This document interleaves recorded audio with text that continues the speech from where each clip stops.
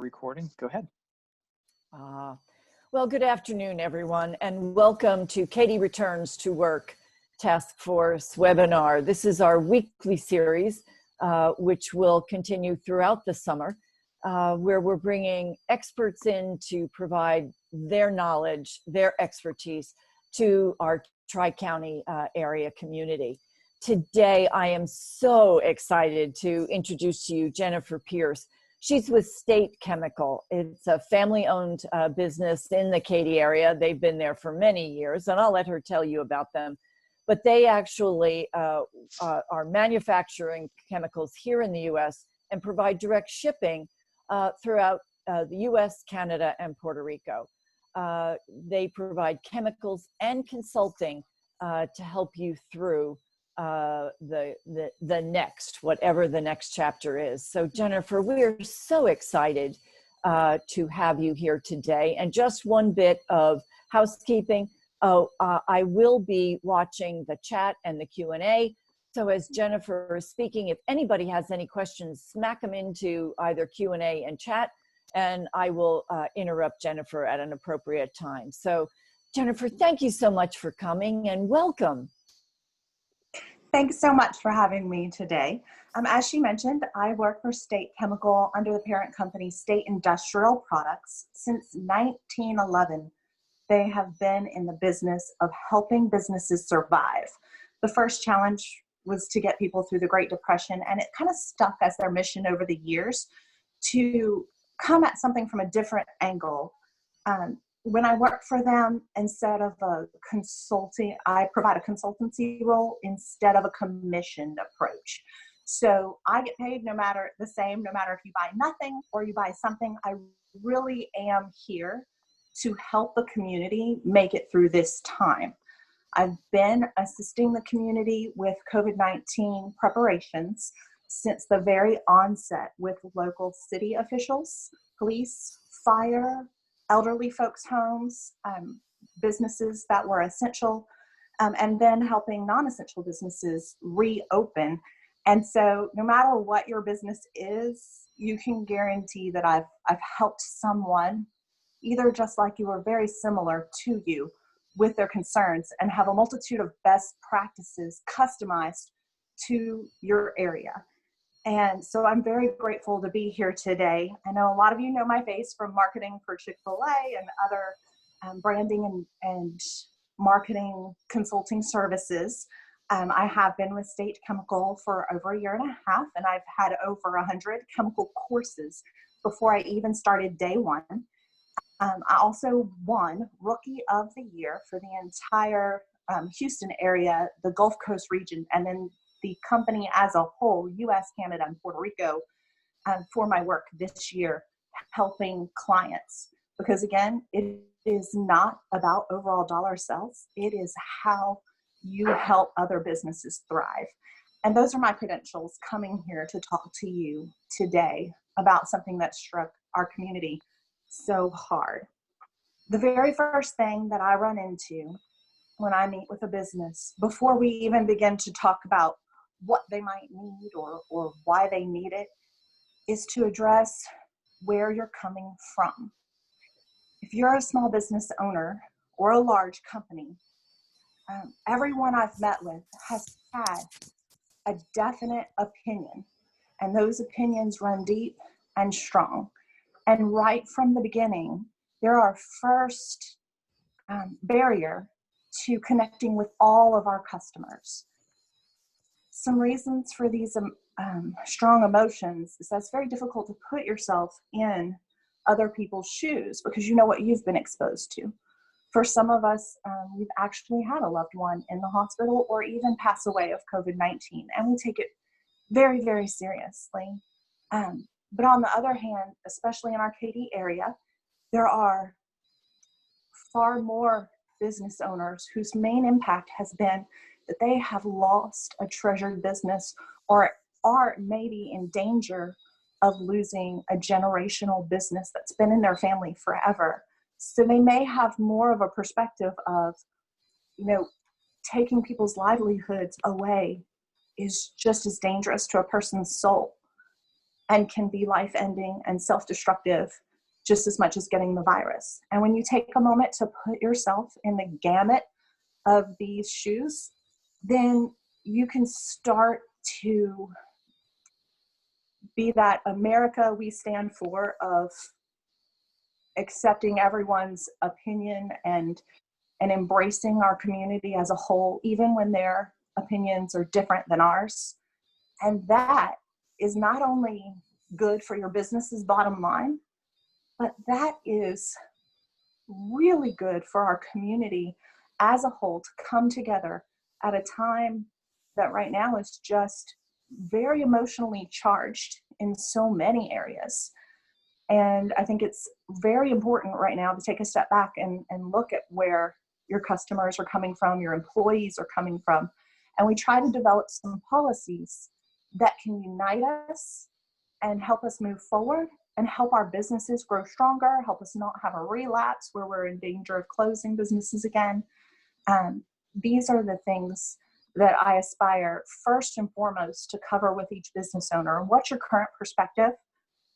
What are those that you serve thinking? One of the ways that is available to measure this is through a survey. If you, as a business owner, take a moment and even using a free engine like SurveyMonkey, put out a survey to all of your customers in your database already, just a simple survey to get their feelings on, would you go to a shop that makes you wear a mask? Do you feel more comfortable in places that wear a mask? Do you have concerns? Are you unable to wear a mask? If you kind of run down all of the issues that you know are hot buttons through the procedures, things that you're considering, and put that out there, and then using that, that will help your customers have more of a feeling of participation and being on board so that you can proceed together.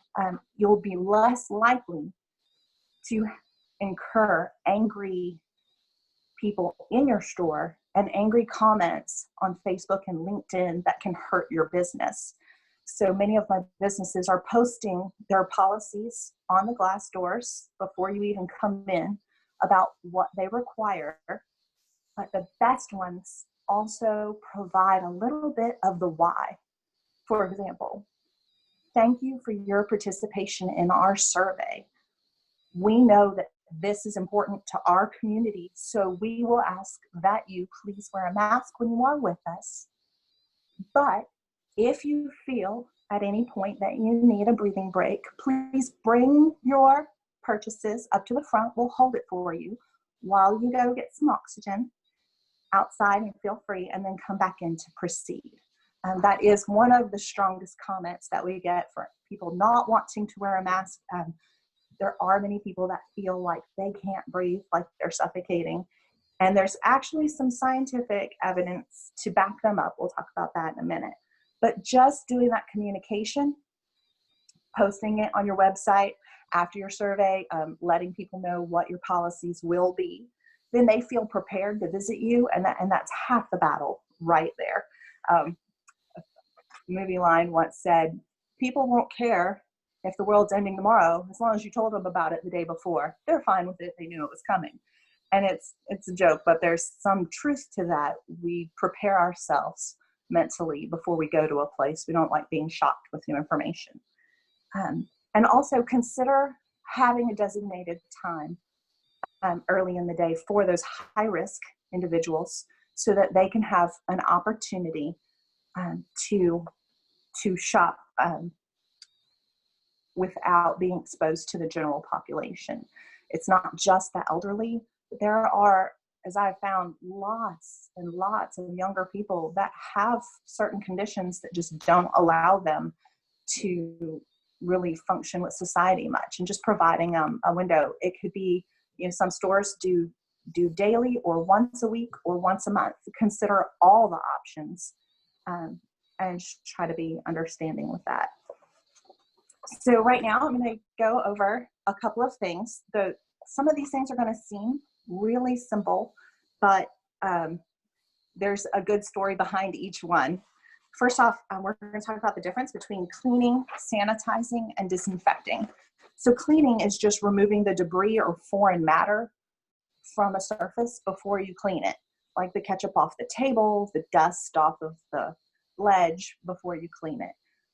And sounds simple, but it's important because the effectiveness of the disinfectant can be hindered by too much debris. So that's why you want to do that. And even if you have a sanitizer that also includes a cleaner, you do want to remove any of the standing visible dirt or grime before that soaking of disinfectant. Sanitizing is the destruction of surface level microorganisms to about a 99.99% effective rate. Now, typically sanitizers have fewer kill claims compared to disinfectants. Many require no rinsing. They have a shorter contact time, around 30 to 60 seconds.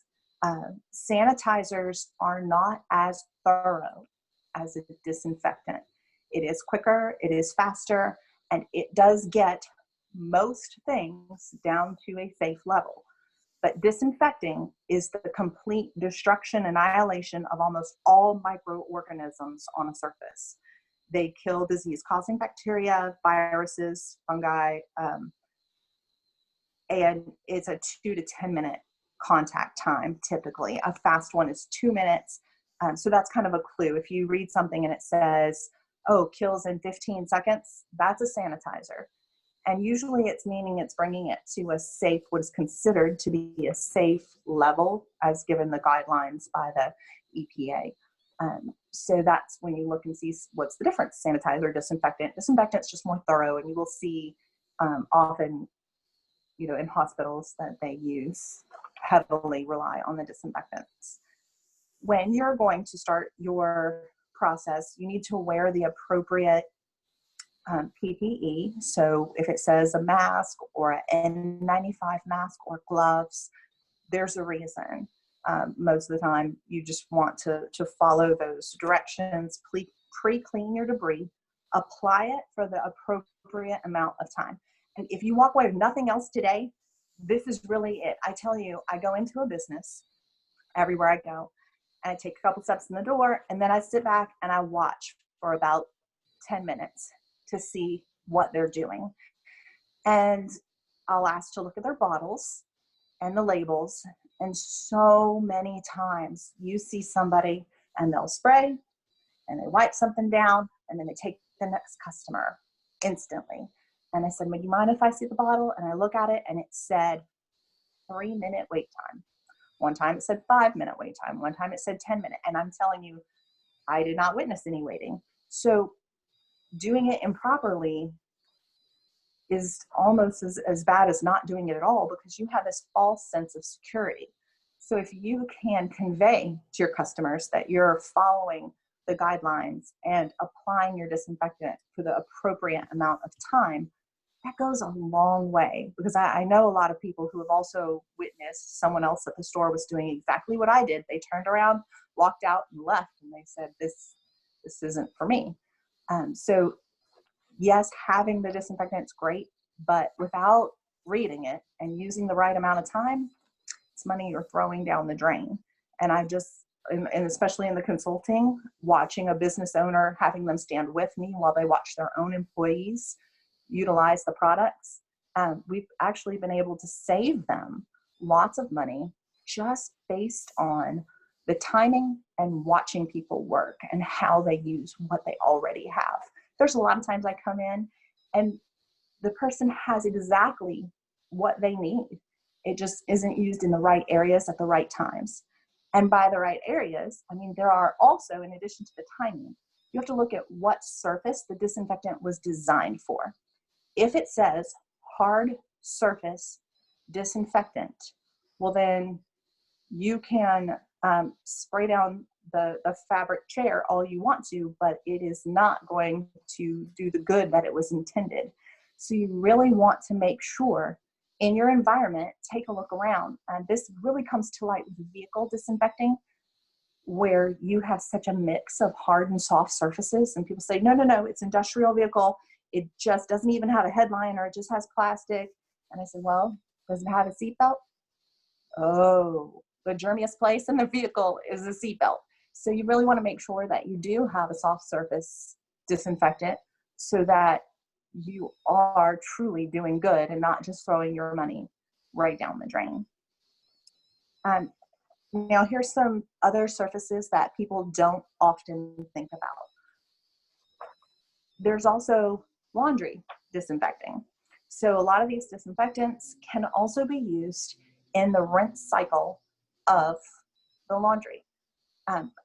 Of course, the CDC has said that, just washing your clothes with soap and water is probably fine.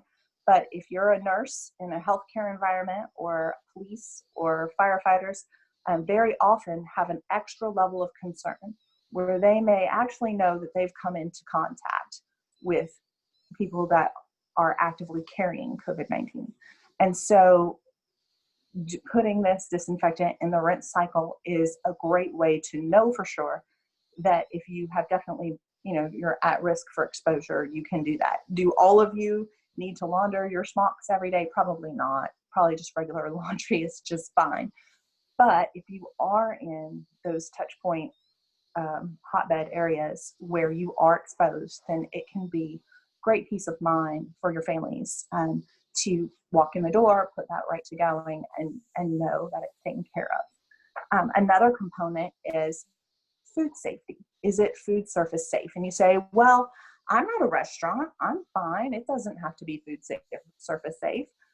If you have a break room, then you need something that's food surface safe, because many times unless you specifically are going to re-wipe down after you disinfect and re-wipe down again, it's best to just have a food surface safe disinfectant. They're easy to come by. They are not terribly expensive. And, it's really great if you can find one to leave in there all the time and post notices that as an employee uses the space, one, please clean up spills or mess, then disinfect, spray, and walk away. And that will ensure that your people can eat. And one of the recommendations I've seen for this, of course, is staggering lunch times. But in addition to that, you can also stagger entry times, stagger leaving times and appointments all throughout a day, kind of rethinking. And I know this is the last thing you want to hear, your new normal.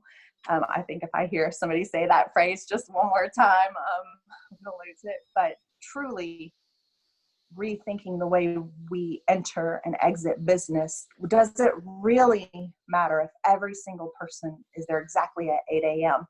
What functions could be done a little sooner? What functions could be done a little later? And staggering those. Some of the people I've consulted for have actually found labor savings entirely. So instead of having to lay off an employee or two, they were able to do a little bit of reduced hours and stagger it and still get all the jobs they needed done in a day. But having that flexibility, it helped the people who did have their hours cut too be able to do secondary work or stagger with a spouse who also has staggered work. So those are just a few of the tips from other employees and businesses that I've run into. Another surface is the AC coils. So if you have a known case come through or a suspected known case, you have somebody that calls you back and says, I was in your place yesterday and I just tested positive for COVID-19, then it is a great idea to also make sure your AC coils get disinfected, even if it's been several days. So I'm not sure if some of you are familiar with Legionnaires Disease. Over the decades, it's mostly plagued the adult senior center, adult living communities, and it can grow in an AC. So people will say, well, isn't COVID-19 like the flu? Well, not exactly, The flu doesn't grow and multiply in the AC, and they have found at least a few instances where this is true, where it can harbor, it's moist, it's damp, it has food and a food source, and it can grow. So it probably in just a couple days has not gotten very far, and you can disinfect your coils and be safe. There are a lot of services out there that charge thousands of dollars to do what you can easily and successfully accomplish if a known exposure case comes through your doors. That does not have to be the end. You can call me and I can walk you through steps and everything you need to check, everything you need to do. You does not have to be a thousands and thousands of dollars sentence where you have to get an outside company. Now, some people, especially very large businesses, they would like to do it for the liability reasons, just because it's worth it. They don't care how much money it is. They just want the liability transferred off of their shoulders. They have a sense of ease. And I can kind of talk you through things of that nature as well, depending on your situation. For your disinfectant, you do want to make sure that the active ingredients are on that famous EPA N list. So that's a list of all of the things that actually kill COVID-19. And the biggest fallacy I run into is people are saying, well, I looked for this product name and I don't see it on the end. It's not on the list. It's not on the list. It goes by active ingredients. So on any product label, they're going to say what the active ingredients are and what percentages that they're found in. And that will give you something to look up. But what's really neat is that on every EPA registered product, there is a little label and it says EPA registration number, and it gives you the number to look up. And here's another great thing. If it has the registration number, it means that the EPA has reviewed the item, has reviewed every claim on that product, and approved it as being for what it says it's for. So that can help you make your job a little easier when you're trying to make sense of all of this. And again, if you have any questions, again, I'm happy to help. But that is hopefully a simplification to help you see what the options are. At this point, I just want to check in with you and see if there's any questions so far.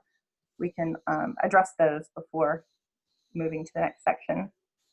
So far, we're good. No questions are coming in, so let's keep rocking and rolling. Okay. And but if anyone, these are easy.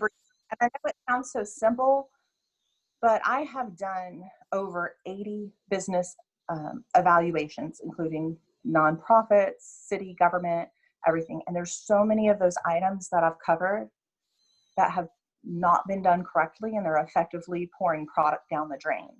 So I just wanted to make sure to go over everything. For application methods, once you have a good disinfectant, you can wipe it on with a cloth or paper towel, or spray, or fog. Now for sprayers, there's a spray bottle. What you want to do is adjust it to the finest mist that you can on the spray bottle. That will save you product, and it will go the farthest and be the best coverage. So you just want to spray and mist it in the finest method that you can.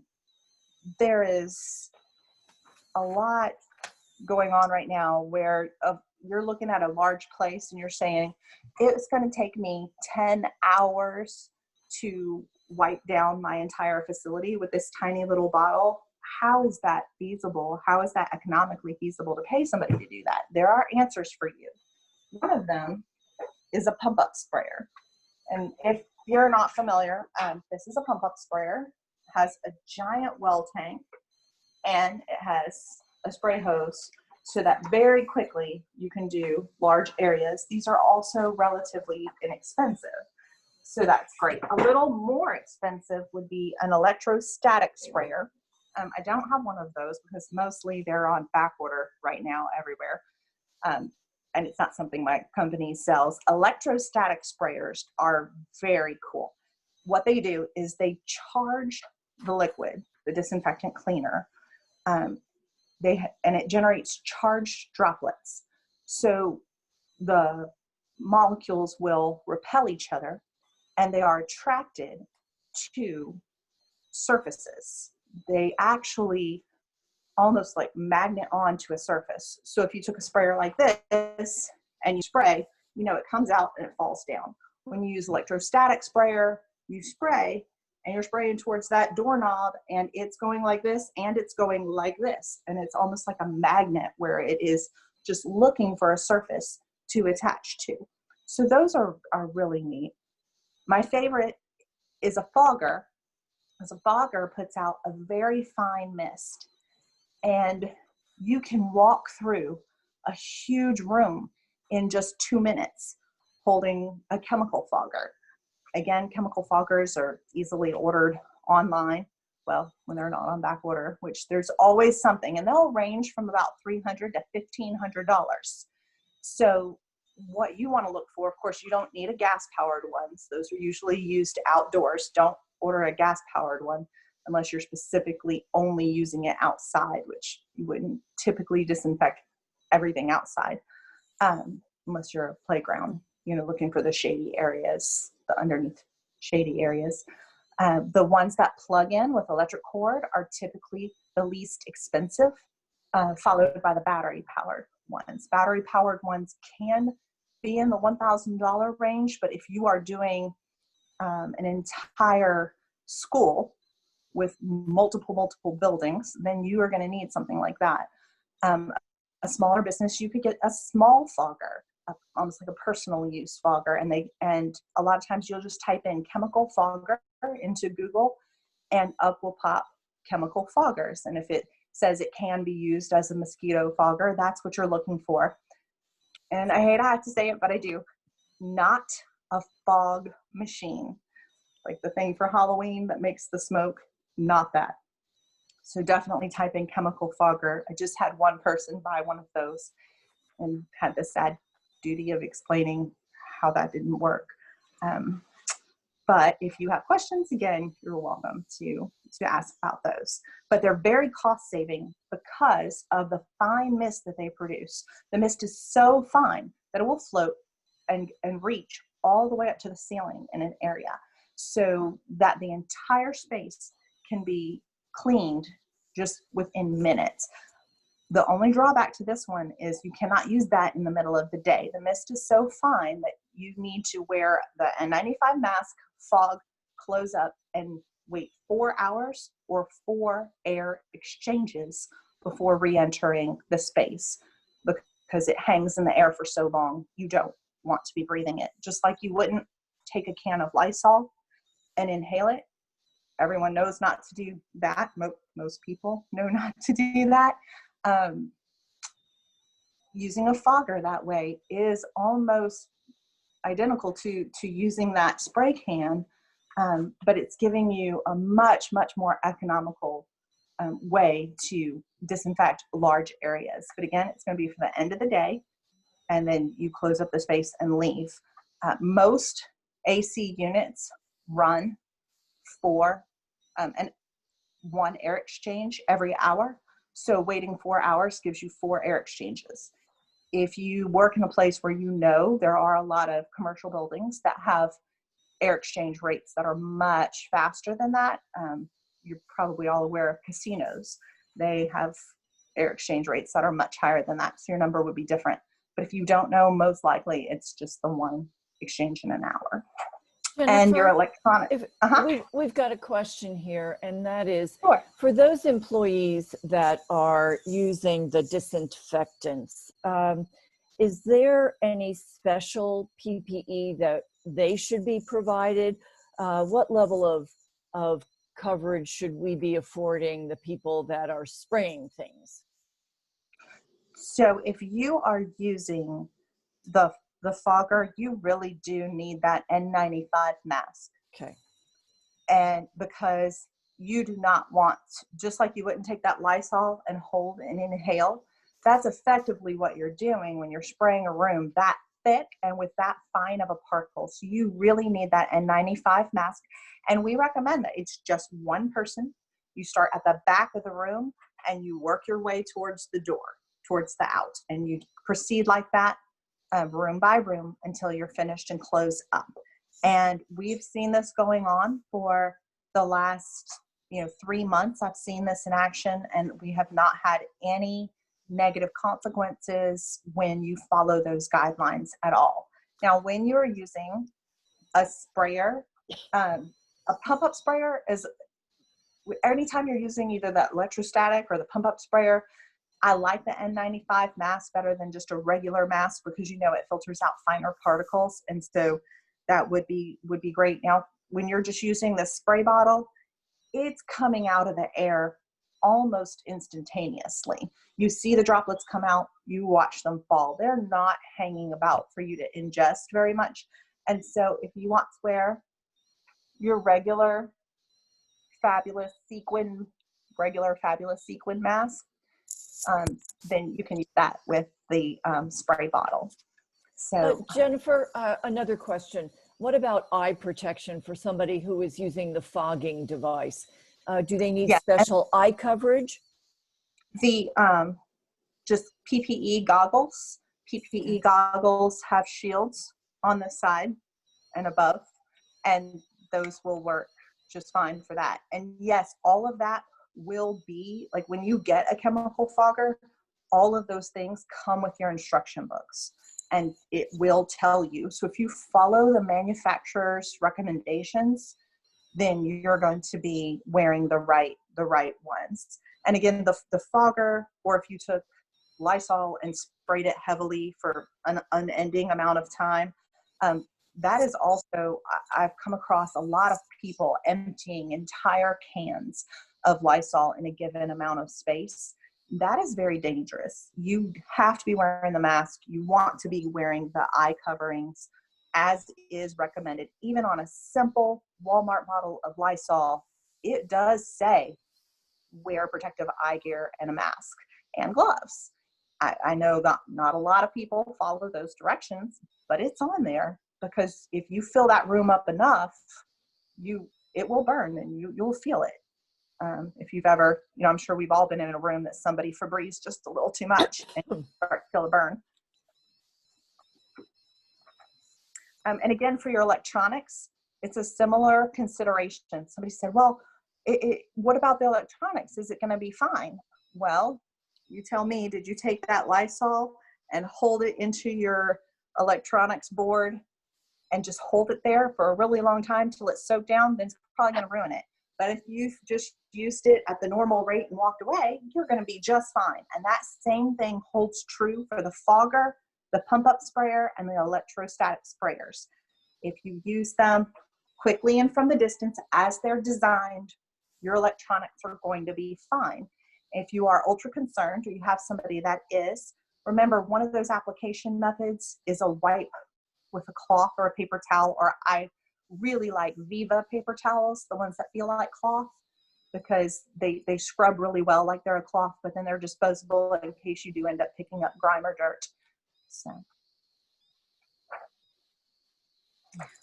any additional, so when we're talking about that, using the PPE and we're talking about masks, it is important to note that we're talking about using masks, not face shields.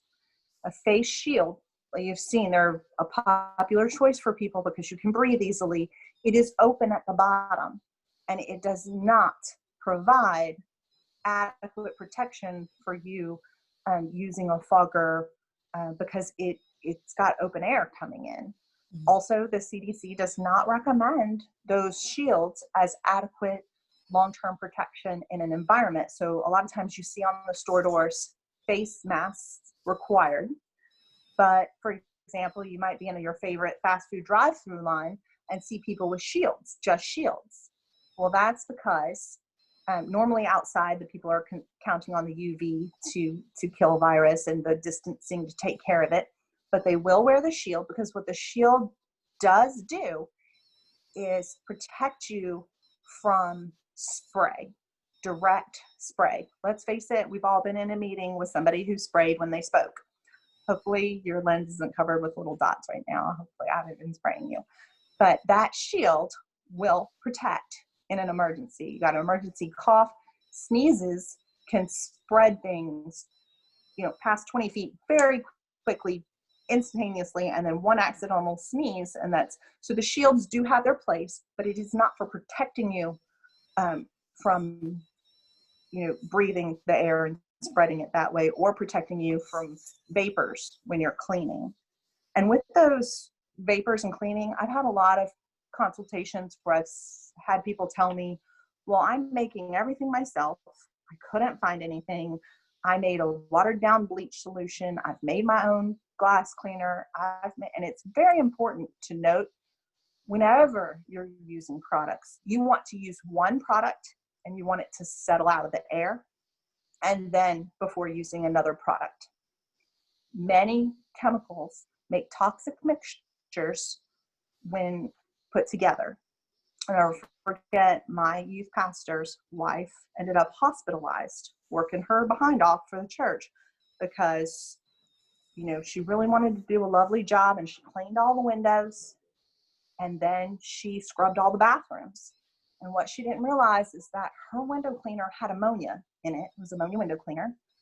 And then she used a bleach mix in the restrooms, and those two things were hanging heavily as she had sprayed both to use them, and they combine and they make chlorine gas, which is toxic. So you really do want to be very careful. And I know I feel like everything I say sounds ridiculously dumb, but it happens. And so you do want to make sure that you're waiting the appropriate amount of time. Like I said, now you're spraying this, and you have a much briefer amount of time before you go clean the glass. Better yet, I have a glass cleaner that has no ammonia in it, so that you don't have that potential for that mix. That was such a common injury, a bleach product mixing with ammonia product, that daycares and hospitals are actually not allowed to have ammonia window cleaner in them. And so, we provide a cleaner that has no ammonia to make sure that doesn't happen, because it was such a common thing. Earlier we were talking about people's aversion to masks, and we have all been witness to that person who gets in the store and they start shopping, and then they start flipping out, and they start, and you've seen, they'll turn red in the face, or they can't breathe, and they say, I just can't do it. I can't wear the mask, and they start flipping out. There is actually research on the carbon dioxide issue. And sure, some people are just dramatic. I'm not gonna lie, that happens. But there are real symptoms of carbon dioxide poisoning. And it's dizziness, drowsiness, excessive fatigue, feeling disoriented, flushing of the skin, shortness of breath. And you'll see a lot of times in elderly people. After I became aware of it, and I noticed who was flipping out, I have actually seen some of these symptoms, and even walked a couple people and said, hey, would you come outside with me for just a moment, and to see if they quickly recover. And that's it. If they go outside and they quickly recover and get their composure, they just needed a little charge up of oxygen, and then they can finish what they were doing with their mask on. Now, if it becomes severe, if you notice severe confusion, depression, paranoia, hyperventilation, or excessive breathing, people have actually passed out or had muscle twitching or panic attacks. So those are, of course, if you see any one of these very harsh symptoms, you see someone pass out, you got to make sure they can breathe right away and get some oxygen to them. So it's very dicey as the business owner, because you want to be sensitive to all the issues, but your policy is to wear masks, but where's that fine line? And it's just a great idea to be on the lookout. And then, like I said, some of the places have alternate shopping arrangements where, people can come in either with a lighter mask. I know you've seen reports on TV where they'll say, sure, a cotton mask is more breathable, but it doesn't contain the virus as well or as thoroughly, but maybe you allow cotton masks or some other lighter type, early in the day, or shopping with a shield if they are a known person who has problems with the carbon dioxide poisoning. So those are a little, take some outside the box solutions sometimes. Some cost savings ideas that we've seen at some different places over the last few months. My favorite was just a simple sign placed right at the entry point. At the entry point, they had a sign that said, "Please proceed to the sink, wash your hands, then we'll be happy to help you. You'll be welcome to shop, or we'll assist you." This cut down the business's hand sanitizer expense over 75%. They were spending $1,000 every 3 weeks and was able to knock that way back just because soap is so much cheaper than hand sanitizer. So if you do have multiple points of entry and one of those points of entry is near to a sink and you can make that happen, I highly, highly recommend, because it is the number one recommended procedure by the CDC is hand washing. And so I have a lot of people that say, okay, well, I'm using this kind of soap right now, this liquid soap, and we go through it and it's getting everywhere and it's a slipping hazard. You can switch to a foam soap. And if you're on shortages and you can't find any, you can always take this soap and pour about this much in the bottom of the bottle, filling the rest up with water, give it a shake, and it makes lovely foam soap. And it's very inexpensive and will last you a very long time, so that you can make that possible for everyone to wash up. Another thing to note, as you go through the times, as more and more businesses reopen, you find different areas stripped of the shelves. On some of our supply chain calls, we have been informed that pumps, the little plastic pumps that go into the tops of the bottles like this, spray triggers, the triggers that go into the bottles, are all on short supply globally. So it may come up as more and more places reopen where all you're seeing are giant gallons of refill material. So I recommend to you, like even now, start saving those empty bottles, start saving the empty spray bottles, and you can wash them with disinfectant, and then you will be able to use them and have supplies for your business even at these times where, it's very difficult to be in a supply. I even saw one client that all they could get was the sanitizer made from alcohol and it smelled like tequila, but it was a complete liquid and drippy. So they just poured that liquid into here and used to foam it up to get it out, because most of theirs was ending up on the floor. And so that worked for them for some cost savings. Again, the finer the mist, the less product you use. So you might think, well, I saw a fogger for $300, but I don't know.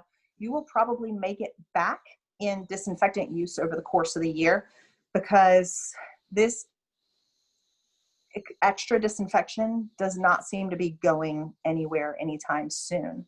It is here to stay. There are other things on the watch list besides just COVID-19. We've already had problems with MRSA in the past. There are always those threats out there. And even if you're not worried about COVID-19 that much, there is always flu season, and we are way more prepared to have a much better flu season given all of our new sanitization. The recommendation for washing your hands every 30 minutes, whether you think you need it or not. Of course, as you need it, but that every 30-minute mark is given to food workers that need to wash their hands every 30 minutes, where they're just in case of incidental contact. They were doing that before COVID-19 became a problem, just as a general guideline. So it's not all just alarmist policies. And these things are helping people feel safer, and it really is going to help them not spread around the COVID-19 as much. As a business owner, you have access to concentrates. So when you purchase from a store that any of the general public can go to, even if that item says it is a concentrated item, that is not the same as an industrial supplier that only works B2B with their concentrate.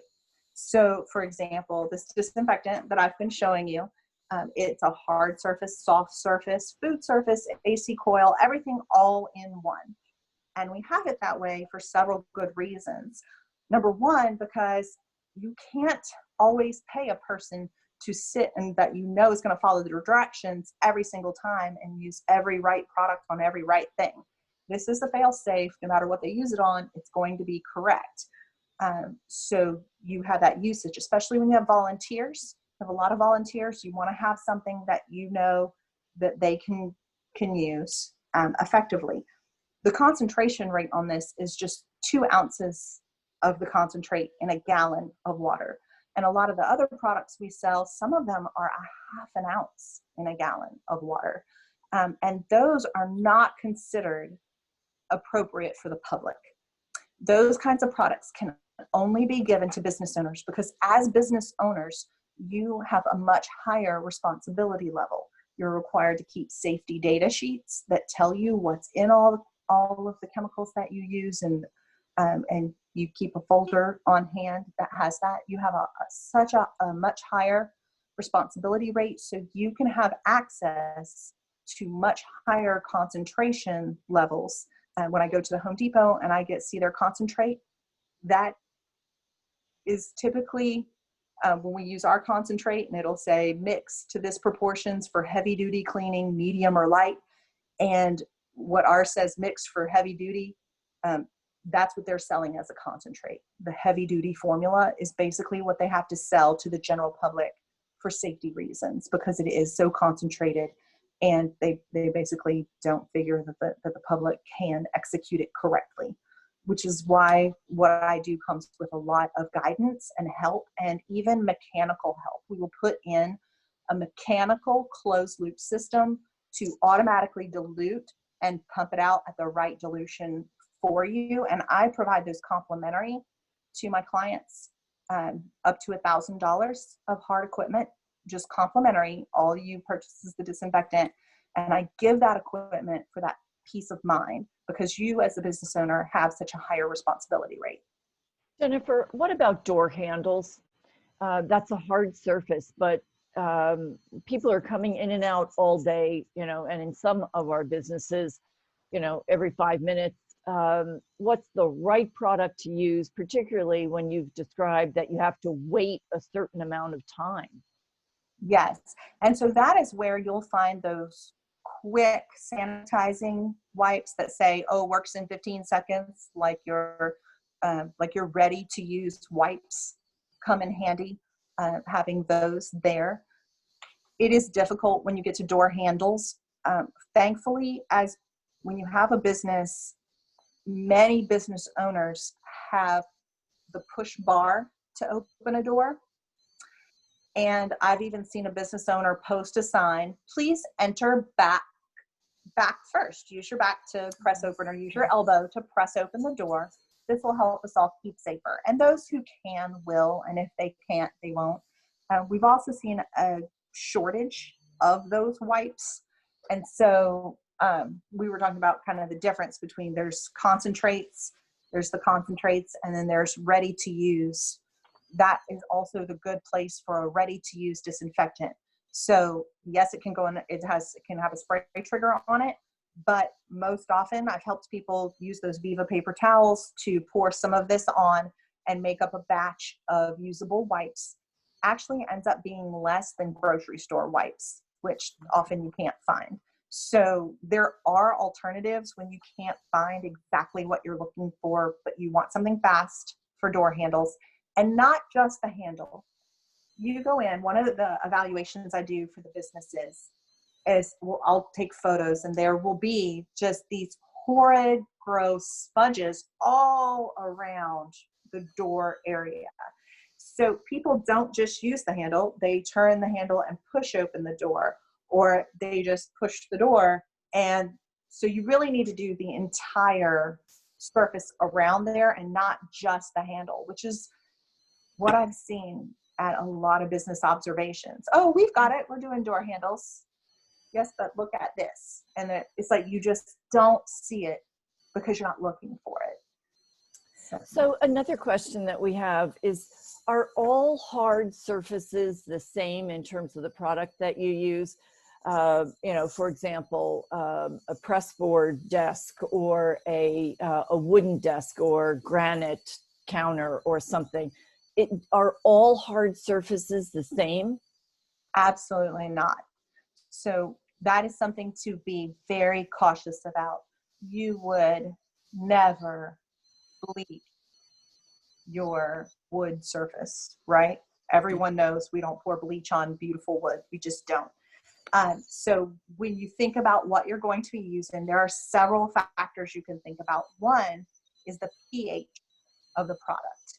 And like for our company, we specifically sell things that are pH neutral so that they are less damaging to surfaces over time. Wood is a really interesting one because wood was not designed to be disinfected. Sealed wood can be easily disinfected with a hard surface disinfectant. Now, depending on what was used for the seal, is there are some polyurethanes that are basically indestructible, and you probably could pour bleach on it and be fine, but there are some that would be damaged by that. So you want to use, especially on wood, the most pH neutral thing that you can find, plus something that's gentle. And we have a whole, like, we call it an Ecolution line, and it's eco-friendly products that are designed to be least harmful to an environment. And most of the time you can find a product in that vein, whether you call it green or what have you. I work with a large amount of LEED certified buildings. So for a larger business owner or a building manager, you may be familiar, LEED certified buildings get a certain rating and they have to only use green eco-friendly products inside them. And so I consult for a number of those as well and kind of know the gamut of what you can use where. Okay. One last question before we wrap up, and that is, what do you recommend for electronics? And so phones, cell phones, keyboards, and or tablets. Okay, so a lot of the times I use my wipes that I make with the fast-acting disinfectant, mostly because it smells like lavender, and I love lavender, and it smells great, and I want it. Oh, which brings me to this one, also no scent, no dye. So a lot of times, like, I'm using that, but I'm not spraying it into my keyboard, I'm using it on a wipe. When I use a fogger to spray down an office, then I go with a disinfectant that has no extra dyes, no fragrance, pH neutral, and I spray from a distance for a very fine missing. We never get up close with it. Just, it's pretty easy to remember how you would feel comfortable with an aerosol spray can towards your electronics. That's how you would feel comfortable with any sort of spray or fogger. If you don't have a very fine one, if you see those droplets come out very heavy, then you definitely want to go with the wipe. I can't tell you how much we really appreciate all the good work that you are doing, Jennifer, for our community. And I learned so much today, so thank you. For those of you on that are listening, either through Facebook or on Zoom, this will be was recorded and will be available in the next 24 hours or so on our landing page, which is Return to Work Task Force, located on the Katy Chamber of Commerce site. This webinar is something that we will have every Tuesday at 2 o'clock now through Labor Day.